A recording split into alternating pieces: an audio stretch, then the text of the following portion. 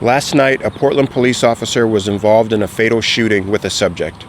Understandably, there is a lot of emotion following a use of deadly force, and community members want to know what occurred immediately.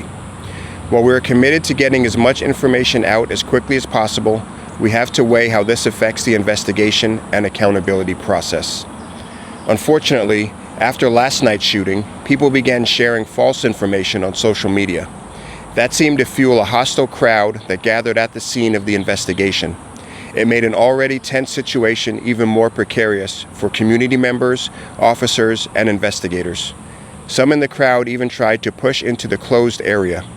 If bystanders were able to enter the scene, they would have ultimately destroyed or contaminated evidence, impacting the criminal and administrative investigations.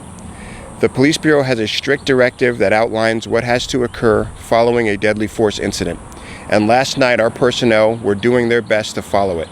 As they were working, officers were assaulted and sprayed with an unknown substance, and their vehicles were damaged. This did nothing to further the goal of a thorough investigation or accountability process. I commend the officers for containing the scene so investigators could do their work. Due to the number of PPB officers who had to secure the scene, we needed to ask for assistance to take 911 calls. Thank you to the Multnomah County Sheriff's Office and the Lake Oswego Police Department for responding. I understand the public's desire to know what occurred as soon as possible, and if we are working with the District Attorney's Office and our investigators to determine how to disseminate information more quickly, especially if there is erroneous information. However, there is a lot of meticulous work that must be done at the scene. After a use of deadly force occurs, all the necessary responders are notified. Personnel respond to the scene, but that can take time if they're off duty. Prior to their arrival, PPB personnel are implementing the procedures outlined in our directives, including securing the crime scene, separating any involved officers, and locating any witnesses. Once detectives arrive to begin the investigation, they must be meticulous in their information gathering. They begin taking initial statements from witnesses. There's the collection and processing of all evidence, getting diagrams, sketches, and photos completed, seizing any weapons and collecting that evidence.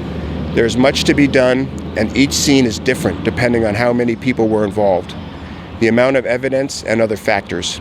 Interviews will continue for days following the incident. Information obtained must be verified prior to release. Concurrently, the Professional Standards Division conducts an administrative review of each such incident.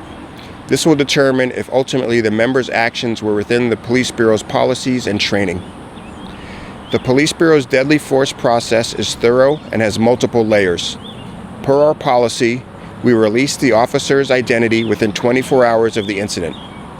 If the involved subject is deceased, we must wait for the medical examiner to conduct an autopsy to determine cause of death, identify the individual, and inform his next of kin. We know our community wants transparency, but it also wants accountability. It would be irresponsible to provide information without first ensuring it is verified and won't jeopardize the integrity of the investigation. I pledge to continue to provide as much information as quickly as we can, but I'm also committed to ensuring our accountability process is carefully followed.